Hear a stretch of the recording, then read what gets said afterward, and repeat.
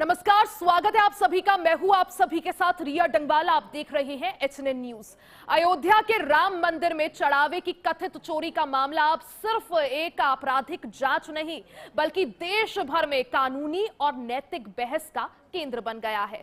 राम मंदिर में चढ़ावे की कथित चोरी का मामला अब हर दिन नया मोड़ ले रहा है।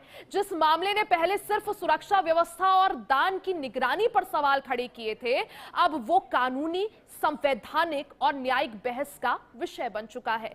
एक तरफ चोरी के आरोप में गिरफ्तार 8 आरोपी आज कोर्ट में पेश किए जाएंगे, तो दूसरी तरफ फैजाबाद बार एसोसिएशन के फैसले ने पूरे मामले को नया और विवादित मोड़ दे दिया है। बार एसोसिएशन ने आरोपियों की पैरवी से इनकार करते हुए चेतावनी दी है कि जो भी वकील उनका केस लड़ेगा उस पर 5 लाख रुपए का जुर्माना लगाया जाएगा और उसका लाइसेंस भी रद्द कराने की कोशिश की जाएगी। फैजाबाद बार एसोसिएशन ने सामूहिक रूप से फैसला किया है कि राम मंदिर में चढ़ावे की कथित चोरी के आरोपियों की पैरवी कोई भी अधिवक्ता नहीं करेगा। एसोसिएशन के अध्यक्ष कालका प्रसाद मिश्रा ने यहां तक कह दिया कि यदि कोई वकील आरोपियों की ओर से अदालत में पेश होता है तो उस पर 5 लाख रुपए तक का जुर्माना लगाया जाएगा और उसका लाइसेंस कैंसिल करने की कार्रवाई की जाएगी। इस फैसले ने न्याय व्यवस्था और हर आरोपी को कानूनी सहायता मिलने के आधार को भी और अधिकार दोनों को ही लेकर नई बहस छेड़ दी है। वहीं इस मामले में सीबीआई की निगरानी में जांच की मांग वाली जनहित याचिका पर सुप्रीम कोर्ट ने तत्काल सुनवाई से इनकार कर दिया है। मांग हो रही थी कि सीबीआई से इस मामले की जांच कराई जाए, तो सीबीआई की निगरानी में जांच की मांग वाली जनहित याचिका पर सुप्रीम कोर्ट ने तत्काल प्रभाव से सुनवाई के लिए इनकार कर दिया है। दरअसल मामले में सीबीआई के नेतृत्व में बहु एजेंसी जांच की मांग को लेकर सुप्रीम कोर्ट में दायर जनहित याचिका पर भी तत्काल राहत नहीं मिली है। सुप्रीम कोर्ट ने तत्काल सुनवाई से इनकार करते हुए कहा कि नियमित कार्यवाही शुरू होने पर इस मामले की सुनवाई होगी। याचिकाकर्ताओं का आरोप है कि उत्तर प्रदेश पुलिस की जांच से लोगों का विश्वास नहीं बन रहा है और महत्वपूर्ण साक्ष्यों के संरक्षण को लेकर भी सवाल उठ रहे हैं। इधर अयोध्या पुलिस अपनी जांच लगातार तेज कर रही है। बीते दिन करीब 8 घंटे तक 10 अलग अलग स्थानों पर छापेमारी की गई। कई संदिग्धों और आरोपियों के परिजनों से पूछताछ की गई। अब सबकी नजर अदालत की कार्यवाही, पुलिस की अगली कार्रवाई और इस बात पर टिकी है कि आखिर राम मंदिर चढ़ावा चोरी का ये बहुचर्चित मामला आगे कौन सा नया मोड़ लेगा। जिस तरह से पूरा मामला सामने आया, तमाम तरह के सवाल उठ रहे हैं। सवाल ये भी कि आखिर जो मुख्य आरोपी हैं, जो मोहरे हैं, उनको तो अभी फिलहाल एक तरह से जेल में भेज दिया है, लेकिन जो असली पदाधिकारी हैं जो इस मामले में जुड़े थे, उन पर आखिर एक्शन कब होगा, उन पर कार्रवाई कब होगी, इसी पर आज चर्चा करेंगे। हमारे साथ खास मेहमान जुड़ गए हैं, परिचय करवा देती हूं। भारतीय जनता पार्टी से नेता अविरल मलिक जी हमारे साथ हैं, साथ ही राजनीतिक विश्लेषक डॉक्टर अविनाश शर्मा जी हमारे साथ हैं और समाजवादी पार्टी से प्रवक्ता निखिल खत्री जी भी हमारे साथ हैं। कुछ मेहमान जुड़ गए हैं, कुछ थोड़ी देर में जुड़ेंगे, लेकिन चर्चा की शुरुआत सबसे पहले मलिक जी आप ही के साथ, क्योंकि आप ही की पार्टी की सरकार केंद्र में भी है, उत्तर प्रदेश में भी है। बावजूद इसके जिस राम मंदिर का नाम लेकर आप लोग तमाम जगहों पर वोट मांगते हैं, भगवान राम का हवाला देते हैं, आज उन्हीं को लेकर इतने सवाल क्यों?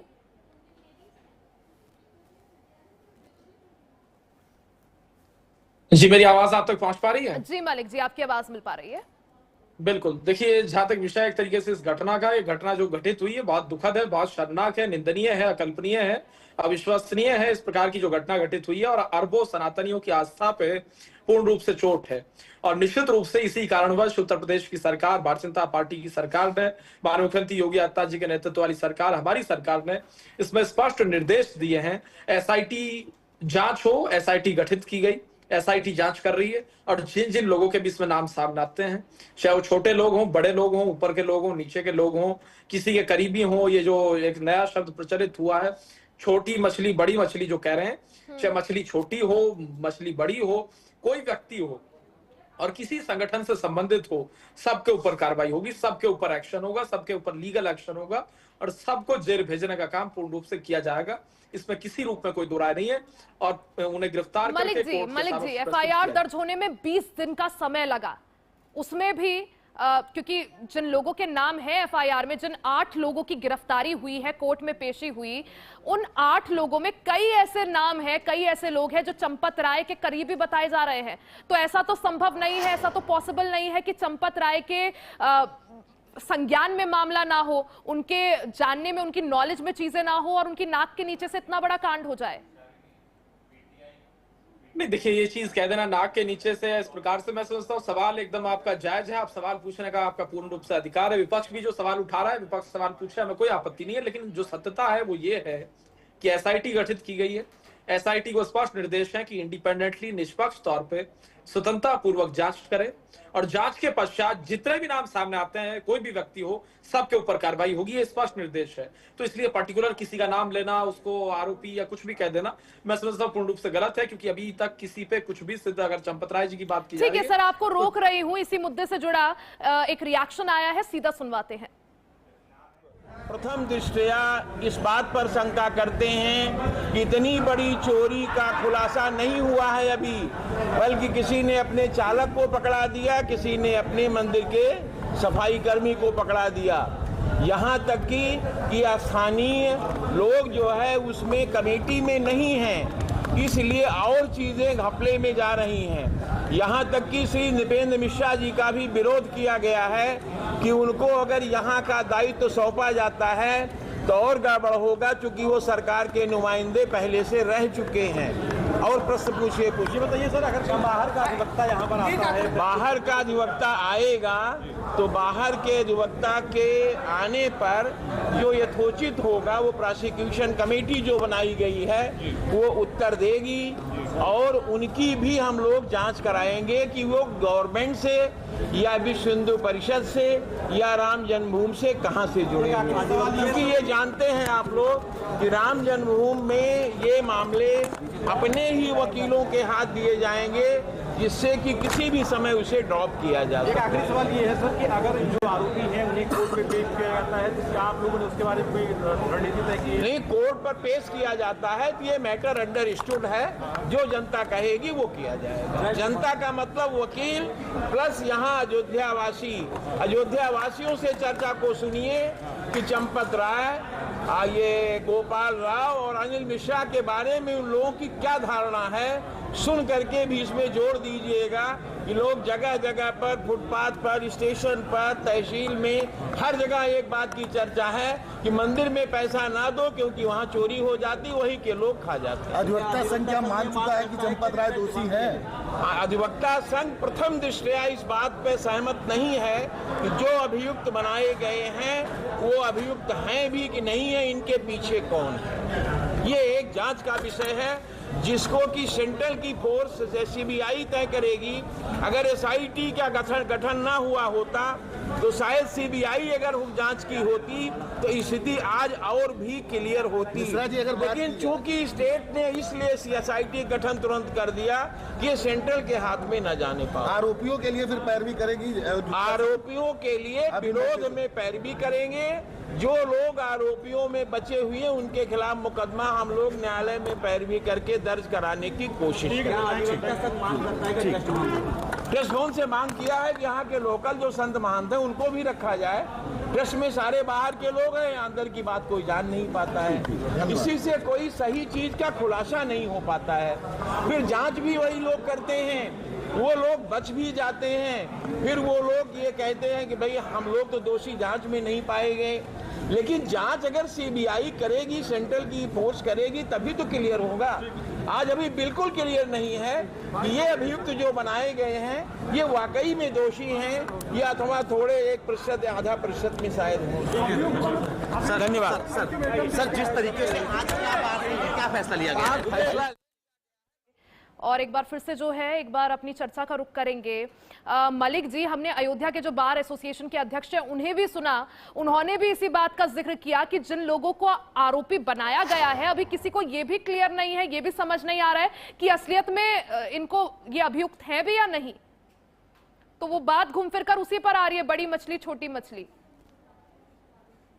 जी, देखिए भारतीय जनता पार्टी के लोग नंबर 1 एसआईटी में शामिल भी नहीं है। भारतीय जनता पार्टी का एसआईटी से कोई संबंध भी नहीं है। नंबर 2 स्पष्ट निर्देश उत्तर प्रदेश की सरकार के माननीय मुख्यमंत्री योगी आदित्यनाथ जी के हैं। स्पष्ट रूप से हमारी सरकार के निर्देश हैं, निष्पक्ष कार्रवाई होनी चाहिए। निष्पक्षता के आधार पर जो भी नाम सामने आते हैं उनकी गिरफ्तारी हो, कोर्ट के समक्ष प्रस्तुत किया जाए और उस आधार पर उन्हें कड़ी से कड़ी सजा मिले, वो जेल जाए, ये सुनिश्चित किया जाए। नंबर 3 ये स्पष्ट निर्देश है कि एसआईटी स्वतंत्रता पूर्वक जांच कर रही है, करेगी।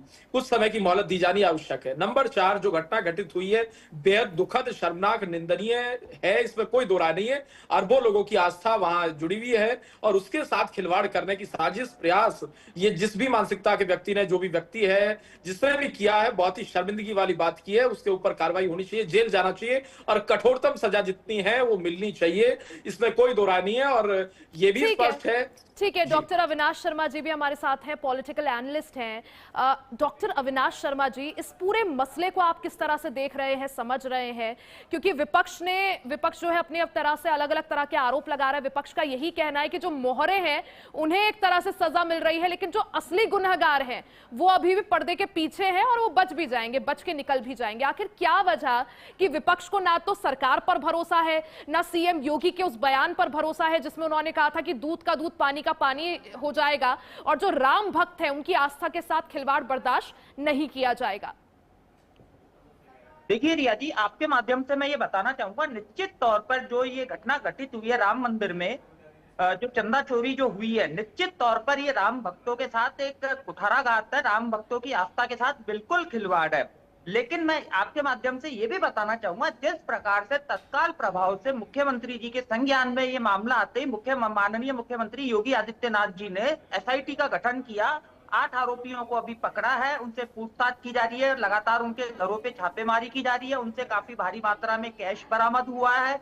जिस प्रकार से, और ये बिल्कुल होना चाहिए, जिस प्रकार से जो अभी सरकार वहां काम कर रही है भारतीय जनता पार्टी की, कहीं ना कहीं जो भी आरोपी है, चाहे वो कोई भी हो, चाहे वो चंपत राय जी हो, अनिल मिश्रा जी हो या बाकी के 8 आरोपी हो, कोई भी नहीं बचने वाला। सबका दूध का दूध और पानी का पानी होगा निश्चित तौर पर। अब बात करते हैं विपक्ष की। जिस प्रकार से विपक्ष राम मंदिर जाता नहीं, राम भक्तों पे गोली चलाने का काम वो करता है। देखिए, एसआईटी का गठन भी अगर हुआ है तो वो संविधान के तहत ही हुआ है। पुलिस जो अपनी कार्रवाई कर रही है वो निश्चित तौर पर संविधान के तहत कर रही है। कानून, अब इसमें कोर्ट, इसमें आगे का जो भी डिसीजन होगा वो कोर्ट तय करेगा। तो देश ये संविधान से चलता है, ना कि संविधान की प्रतियों को हाथ में कॉपी लेने से देश नहीं चलता। देश संविधान के अनुसार ही चलता है। तो मैं आपके माध्यम से इतना ही कहना चाहूंगा रिया जी, मैं बिल्कुल इस बात का कतई पक्ष नहीं ले रहा कि जो हुआ है वो गलत, वो सही हुआ है, वो बिल्कुल जो हुआ है उससे तो शायद मुझे लगता है हम क्या कोई भी जस्टिफाई नहीं कर सकता, क्योंकि भगवान राम जो है वो इस देश के कण-कण में बसते हैं। हजारों करोड़ों लोगों की आस्था उनके साथ जुड़ी है और ऐसे में अगर उस आस्था के साथ खिलवाड़ किया जाएगा तो मुख्यमंत्री योगी आदित्यनाथ भी साफ, लाउड एंड क्लियर कह चुके हैं कि वो बिल्कुल बर्दाश्त नहीं किया जाएगा। लेकिन मलिक जी, हमने अभी बार एसोसिएशन के अध्यक्ष का भी सुना, उन्होंने कहा कि ठीक है, चलिए विपक्ष जो है आरोप लगा रहा है, विपक्ष का काम है आलोचना करना, वो समझ आता है, लेकिन अयोध्या के जो स्थानीय निवासी हैं उनके बीच भी तो यही नैरेटिव है कि अयोध्या में चंदा चोरी हो रही थी। उस नैरेटिव को कैसे काटेंगे सर? नहीं, बिल्कुल निश्चित रूप से नैरेटिव है और ये नैरेटिव बहुत दुखद है, बहुत निंदनीय है और शर्मिंदगी की बात है, इसमें कोई दो राय नहीं है। और जहां तक विषय नैरेटिव का, एकदम नैरेटिव समाप्त हो जाएगा। जो लोग अपराधी हैं, अपराधी मानसिकता के हैं, जिन्होंने भी ये साजिश रची, जिनके भी द्वारा ये किया गया, वो जेल जाएंगे, उन पर कार्रवाई होगी, उन्हें नहीं बख्शा जाएगा और ऐसी नजीर पेश करने का काम किया जाएगा जो मैं समझता हूं कभी ना हुई होगी और ऐसी नजीर पेश होगी। स्पष्ट रूप से इस चीज को मैं आपके टीवी चैनल के माध्यम से कहना चाहूँ करोड़ों आपके दर्शकों को कि भविष्य में इस प्रकार की हरकत कोई व्यक्ति नहीं कर पाएगा, करने का सामर्थ्य और साहस नहीं जुटा पाएगा। हमारा तो इस विषय में स्पष्ट कहना है और कोई नहीं बचना चाहिए। अगर किसी ने इस प्रकार की हरकत की है तो बहुत चिंताजनक विषय है, दुखद विषय है और 100 करोड़ से ज्यादा तो सनातन इसी देश में हैं और बाकी दुनिया भर के मुल्क हैं, दुनिया भर के देश बिल्कुल 140 करोड़ लोगों की आस्था का ये विषय है, उनकी श्रद्धा का विषय है, उनके विश्वास का विषय है और उसमें अगर इतना बड़ा प्रश्न चिन्ह उठता है तो अब मुझे लगता है इससे ज्यादा और क्या कहा जाए। हमारे साथ समाजवादी पार्टी का पक्ष रखने के लिए प्रवक्ता निखिल खत्री जी भी जुड़ गए हैं। खत्री जी, आखिर क्या वजह है? देखिए, आप लोग मांग कर रहे थे कि जांच हो, जांच हुई, एफआईआर दर्ज हो गई, 8 आरोपी गिरफ्तार हो गए। अब किस बात से आपत्ति? अभी भी कहां पे ऐसा है कि आप लोग सेटिस्फाई नहीं हो पा रहे? किस चीज से परेशानी अभी भी? सबसे पहले रिया जी, मैं आपको एक बात बता दूं, जो अभी जो एफआईआर की गई है ये मात्र खाना पूर्ति है। हम तो पूछने वाले जो बड़े बड़े गेटर्स हैं, जो बड़े बड़े मगरमच्छ, उनका किसी का भी नाम नहीं आ रहा। भैया आप ड्राइवरों का नाम ले रहे हो और मालिक फरार है। जो ड्राइवर है उनके पास इतना धन मिला जा रहा है, और जो मालिक कभी मालिक इस्तीफा दे रहा है, कभी कोई ढोंग रच रहे हैं। तो रिया जी, इससे बड़ा हम क्या समझे? और जो हमारे पैसों का गया है, और इस समय आपने एक खबर सुनी होगी आपके चैनल के माध्यम से कि एक व्यक्ति ने अपनी जमीन बेचकर 1 करोड़ रुपए श्री राम मंदिर के में तो दान किए। तो उसके बाद अब वो आदमी बोल रहा है कि भैया सबसे ज्यादा दुख में इस संसार में मैं हूँ, जो मैंने चंदा दिया था वो चोरी हो गया। सुनने वाला कोई है नहीं। अरे भैया, जो चैन जो दिल्ली से लेकर, अयोध्या से लेकर, लखनऊ से लेकर, ये पूरी चैन बनी हुई है। अयोध्या से लखनऊ पैसा जाता, फिर लखनऊ से दिल्ली पैसा जाएगा, और मात्र आप 8-10 आदमी अयोध्या के पकड़कर आप बोलोगे जांच कर रहे हैं। मैं तो पूछना चाह रहा हूँ, इतनी बड़ी सराह, अगर 2,500 करोड़ रुपए जो अभी बैंक में जमा है फंड के, ट्रस्ट के, उसका क्या ब्यौरा है? कोई ब्यौरा नहीं है रिया जी। ये सभी के सभी ऐसे चोर मिले हुए। भारतीय जनता पार्टी के साथ हम बीजेपी को चोर नहीं कर रहे हैं, पर विश्व हिंदू परिषद के सारे सदस्य बैठे हैं, इसमें आरएसएस के सदस्य बैठे हैं। तो भारतीय जनता पार्टी क्यों नहीं बोलती है? भैया ठीक है, जवाब ले लेती हूँ। मलिक जी, चंपत राय जो कि महासचिव रह चुके हैं तीर्थ क्षेत्र ट्रस्ट राम मंदिर के, क्या ये बात सच नहीं है कि वो आरएसएस से जुड़े हुए व्यक्ति हैं? उनकी निगरानी में पूरा राम मंदिर का काम चला, उनकी निगरानी में हर चीज होती है, और अगर चंदा चोरी होता है तो जिम्मेदार कौन? ठीक है, नैतिकता के आधार पर उन्होंने इस्तीफा दिया, लेकिन जवाबदेही कोई तो तय करेगा ना। मलिक जी, निखिल खत्री जी यही पूछ रहे हैं कि जो एफआईआर दर्ज हुई उसमें चंपत राय का नाम क्यों नहीं? जिन लोगों का नाम है वो तो सिर्फ मोहरे हैं, असली खिलाड़ी तो कोई और है। बिल्कुल बिल्कुल, देखिए मैं तो इस चीज को स्पष्ट रूप से कह ही रहा हूं, चाहे कोई भी व्यक्ति हो, सबके ऊपर कार्रवाई होनी चाहिए। हमारी सरकार का स्पष्ट स्टैंड है, और जिस के भी सबूत उसमें साक्ष्य मिलते जाएंगे, जो लोग उसमें इन्वॉल्व पाए जाएंगे, एसआईटी बिल्कुल फ्रीली वर्क करेगी और कर रही है, और स्पष्ट रूप से सबके जिनके नाम सामने आएंगे सब पे कार्रवाई होगी। नंबर 1। नंबर 2, जहां तक विषय विपक्ष का, विपक्ष को अधिकार है सवाल उठाने का, सवाल उठा रहा है, हमें आपत्ति नहीं है। और विपक्ष अगर चाहे तो एसआईटी के सामने समक्ष भी जाके, एसआईटी के सामने भी जाके अपना विषय रख सकता है। एसआईटी के सामने विपक्ष अपना विषय रख सकता है, और अगर विपक्ष को लगता है कि एसआईटी ने नहीं सुना तो उस विषय को ले जाके कोर्ट में भी रख सकता है। डिस्ट्रिक्ट कोर्ट है, हाई कोर्ट है, Allahabad high court, supreme court of India है, हाई कोर्ट जा सकता है उससे अप्रोच करके। और उसके बाद भी अगर कोर्ट के दरवाजे खुले हैं, किसी को आपत्ति है तो वो अदालत जाए। अविनाश शर्मा जी, डॉक्टर अविनाश शर्मा जी, जो लोग कभी राम भक्तों पर गालियां देते थे, उन्हें गोलियां चलाते थे, कभी उनको भगवान राम का अस्तित्व उन्होंने कभी माना नहीं, आज वो भगवान राम के इतना शुभ चिंतक बन गए हैं, जो राम भक्त है उनके शुभ चिंतक बन गए हैं। ये महज एक पॉलिटिकल वे में इसे देखे, पॉलिटिकल स्टंट के तौर पर देखे, चुनाव आ रहे हैं इसलिए देखे, या असलियत में राम भक्तों के हितैषी ये लोग? देखिए रिया जी, निश्चित तौर पर राम भक्तों के हितैषी तो ये बिल्कुल नहीं कहे जा सकते। जो गोलियां चलवाते हैं, जो लाठियां बरसाते हैं, ये राम भक्तों के हितैषी तो खैर हो ही नहीं सकते। अब रही बात, अब ये भगवान राम के लिए चल रही है, राम मंदिर जाते नहीं है। आज इनको भगवान राम याद आ रहे हैं, राम मंदिर क्यों नहीं जाते हैं उसके पीछे भी मैं कारण बता देता हूं। जाएंगे राम मंदिर? अखिलेश यादव जी, इनकी पार्टी के लोग राम मंदिर जाते नहीं है। क्यों नहीं जाते हैं?